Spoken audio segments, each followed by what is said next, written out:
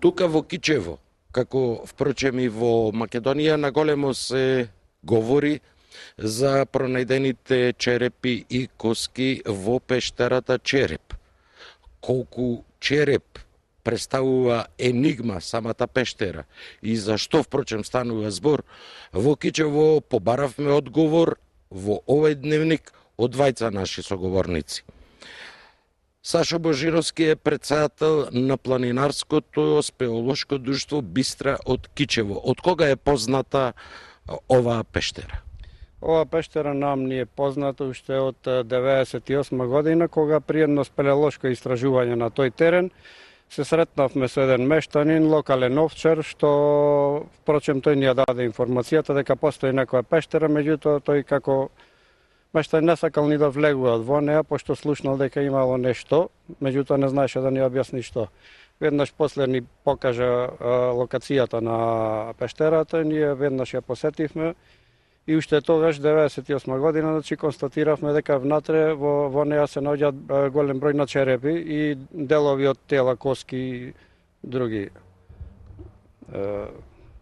Така, делови од човечки тела. Во подготовката на разговорот рековте дека се можеби постари над 200 години. Да, нашата предпоставка дека се постари од 200 години се базира на тоа што на делови наоѓавме череп кај што е на пример залиен скоро до половина во калцификат, што наша предпоставка е дека се толожил тој со доста години уназад, така да не може да се формира за 20, 30 или 50 години, него би требало стотици години за тој процес да се одвива. Досега надлежните органи во изминативе години биле информирани, знаат, земани се делови? Веднаш по пронаоѓањето на тие делови ја информиравме и полицијата, информиравме командирот на полицијата што беше во Зајас и надлежниот јавен обвинител.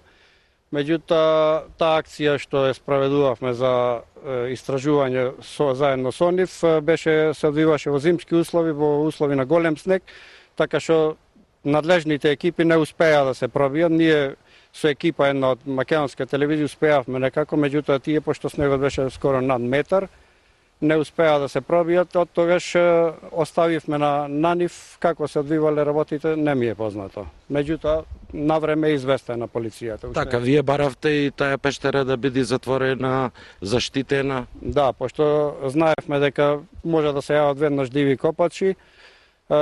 Прво, најглавно ни беше да не соопштиме главната локацијата на влезот, каде што се наоѓа пештерата, затоа што знаеме дека после таква информација веднаш се јавуваат диви копачи и прекопуваат, бараат некои скриени богатства и сите тие доказни материјали после би биле уништени.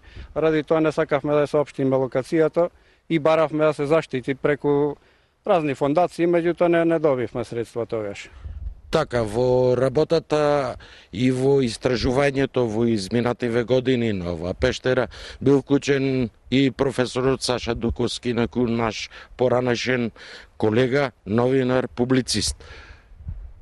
Токму така, Македонската радио и телевизија за тој период сними и документарен филм, а 2004 година оваа пештера беше снимена од страна на светски познатиот Ричард Бенкс и беше емитувана во рамките на спотот на Yahoo Adventure за обавените на Македонија, посветени на 5 денови. Едноставно, во оваа светски позната репортажа беше ставено дека ако треба да се дојде во Кичево, покрај посетата на манастирот Света Богородица Пречиста, треба да се посети оваа пештера, кој ќе значи голем раритет и можност за развој на туризмот. Едноставно, ние тогаш предложивме да биде ставена под заштита на државата и да биде туристичка атракција токму за сите оние кои сакаат да дојдат во Македонија. И заради таквото нешто беше емитувана како спот во сите светски медиуми. Има и некоја надприродна сила, ми спомнавте, околу пронаоѓањето на черепите, на коските, што досега како практика се има покажано?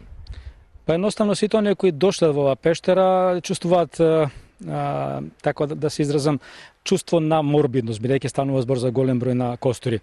Но има една вистинска сторија. Оние кои ги извадија костурите за да ги однесат, да ги испитаат страна стручните служби, подоцна има големи здравствени проблеми, па така да двата черепи кои беа извадени и пренесени во судска медицина, полосна веднаш беа вратени назад и повторно ставени на местото каде што се извадија, бидејќи личностите има чувство дека погрешили, дека едноставно зеле нешто што не е нивно. И сега за двајцата е едно прашање.